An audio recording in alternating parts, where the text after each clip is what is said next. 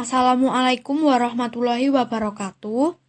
Saya Khairul Anissa, NIM 192111136, kelas HES 3D akan mempresentasikan materi tentang premis dasar Qiraah Mubadalah karya Faqihuddin Abdul Qadir.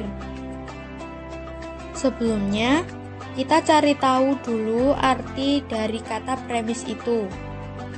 Pengertian premis merupakan sesuatu yang dianggap benar dan digunakan sebagai landasan sebuah pemikiran.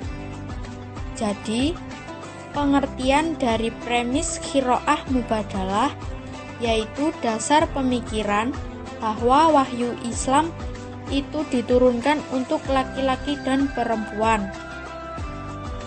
Jadi, teks yang ada di dalamnya itu menyapa mereka berdua. Begitu juga hukum yang didatangkan memberikan kemaslahatan bagi mereka berdua, baik kemaslahatan di dunia maupun kemaslahatan di akhirat. Jadi, jika ada teks atau putusan hukum yang baru eksplisit untuk salah satu jenis kelamin, misalnya laki-laki, maka harus memberikan makna implisit di dalamnya yang ditujukan untuk kemaslahatan perempuan. Begitu juga sebaliknya.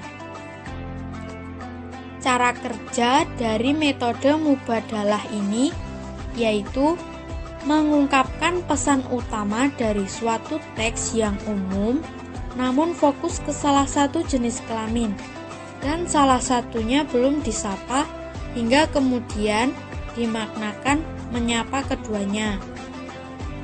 Maksudnya, teks yang hanya menyapa salah satu jenis, tapi dimaknai menyapa keduanya.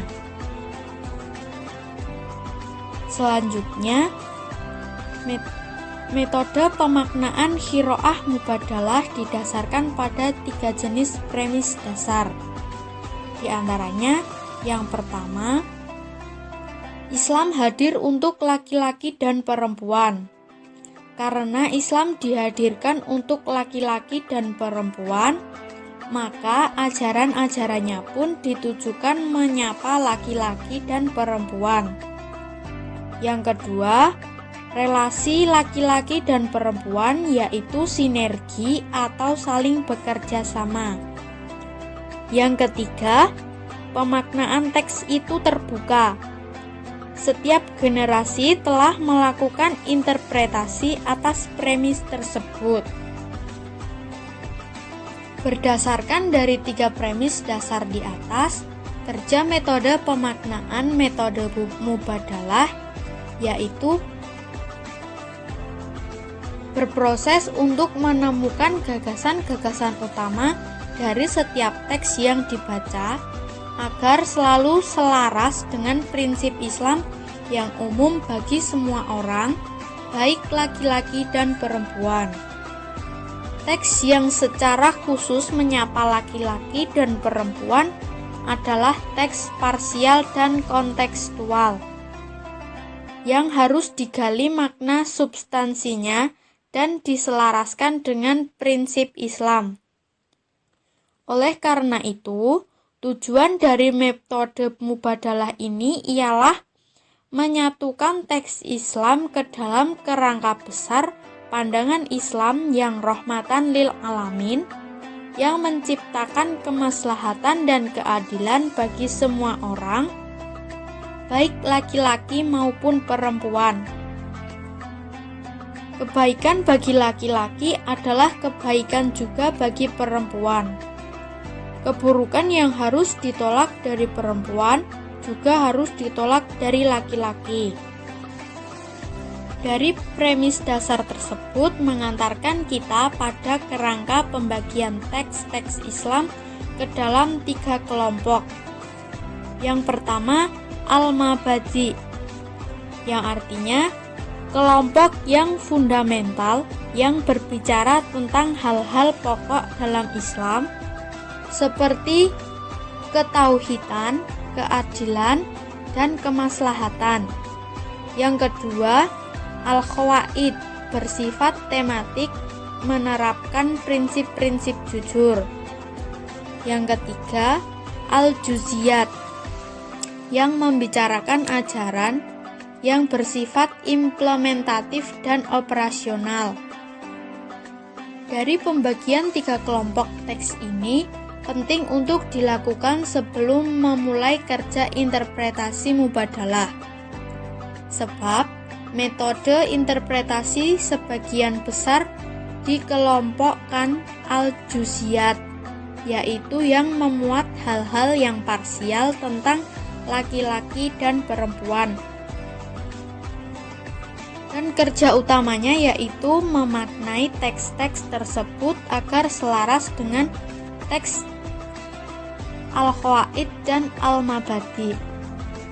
Contoh dari ajaran al-mabadi dalam Islam adalah keimanan untuk semua orang, keutamaan takwaan pada seseorang, berdasar amal tanpa membedakan jenis kelamin, kenikmatan surga bagi siapapun yang beriman dan beramal baik, siksa bagi orang yang tidak beriman dan tidak beramal baik, tentang kemaslahatan dan keadilan untuk semua orang, baik laki-laki dan perempuan.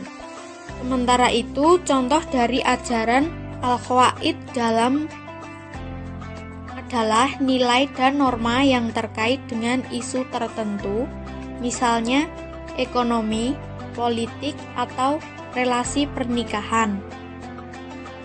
Prinsip-prinsip yang bersifat parsial atau tematikal, misalnya yang menyangkut relasi suami istri adalah ayat-ayat mengenai prinsip 5 pilar rumah tangga.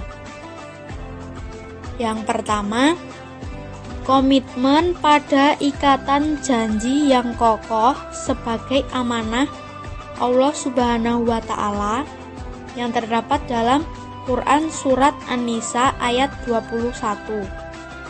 Yang kedua, prinsip berpasangan dan berkesalingan yang terdapat dalam Quran Surat Al-Baqarah ayat 187. Yang ketiga, perilaku saling memberi kenyamanan yang terdapat dalam Quran Surat Al-Baqarah ayat 233. Yang keempat, saling memperlakukan dengan baik yang terdapat dalam Quran Surat An-Nisa ayat 19. Dan yang kelima, kebiasaan saling berembuk bersama yang terdapat dalam Quran Surat Al-Baqarah ayat 233. Dari kelima pilar ini merupakan ajaran prinsip yang menjadi acuan perumusan produk-produk hukum, kesepakatan, kontrak, dan perilaku. Tetapi, ia juga dikatakan tematikal karena ia hanya membicarakan isu-isu dalam tema persoalan pernikahan. Sekalipun bisa saja digunakan untuk tema-tema lain, ia juga disebut parsial karena menjadi turunan dari nilai-nilai dalam al-mabadi, yaitu kerjasama, keadilan, dan kemaslahatan. Prinsip-prinsip dalam relasi pernikahan ini disebut al-qawaid, sekalipun bisa jadi juga bisa berlaku pada isu-isu yang lain.